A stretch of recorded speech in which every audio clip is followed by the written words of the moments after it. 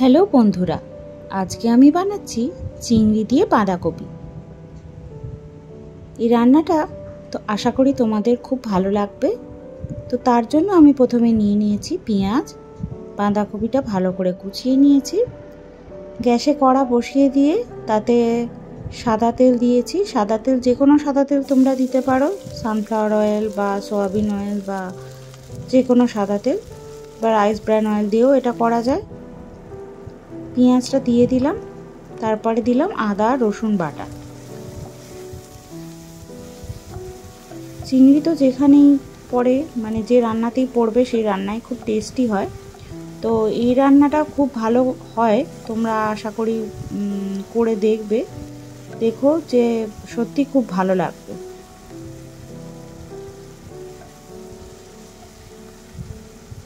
এই যে টমেটো দিয়েছি।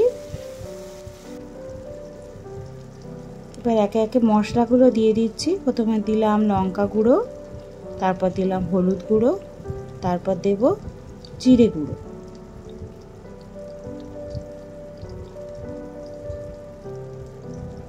ভালো করে মশলাটা কষিয়ে নেব। দেব নুন,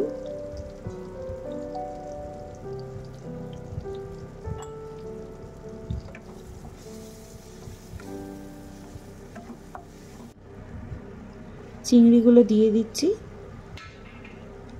চিংড়িগুলো প্রথমে ভাজলাম না, কারণ চিংড়িগুলোর এর সাথেই মশলার সাথেই এটা ভাজা ভাজা হয়ে যাবে।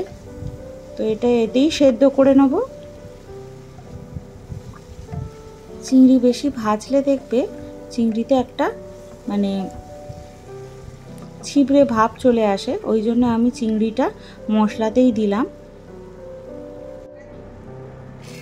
দিচ্ছি ফ্রোজেন কড়াইশুঁটি।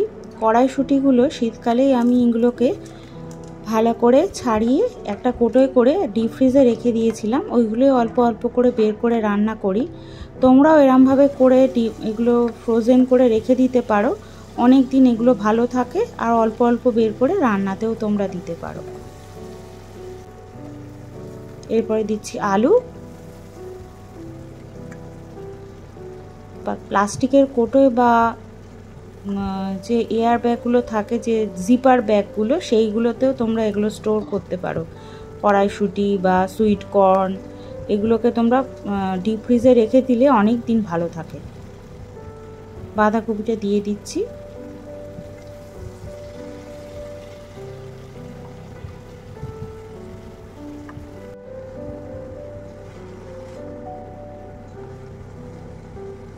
অবশ্যই জিনিসগুলো ডিপ ফ্রিজে রাখতে হবে, নাহলে নষ্ট হয়ে যাওয়ার সম্ভাবনা থাকে। ডিপ ফ্রিজে থাকলে সেটা আর হয় না। এবার ভালো করে মশলার সাথে ভালো করে এটা মিক্স করে নেব।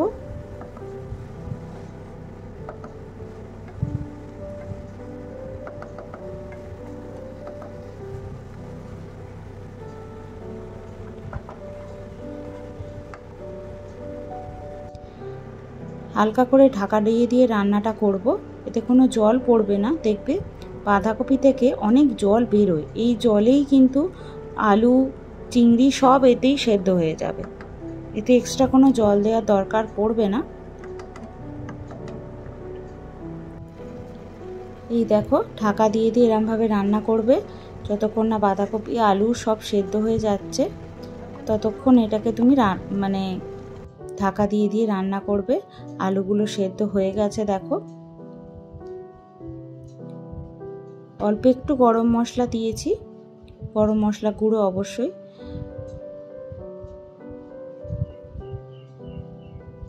তোমরা চাইলে গোটা গরম মশলাও ফোড়নের সময় দিতে পারো।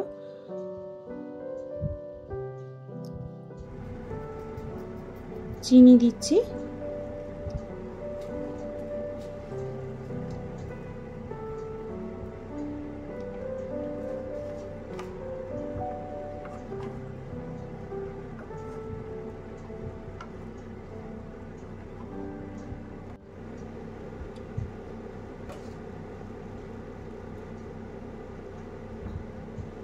এরপর দিচ্ছি ধনে পাতা।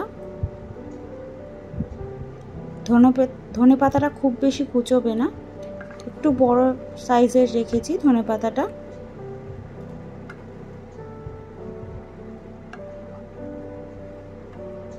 একটু মিশিয়ে নিচ্ছি এর সাথে, বাঁধাকপিটার সাথে।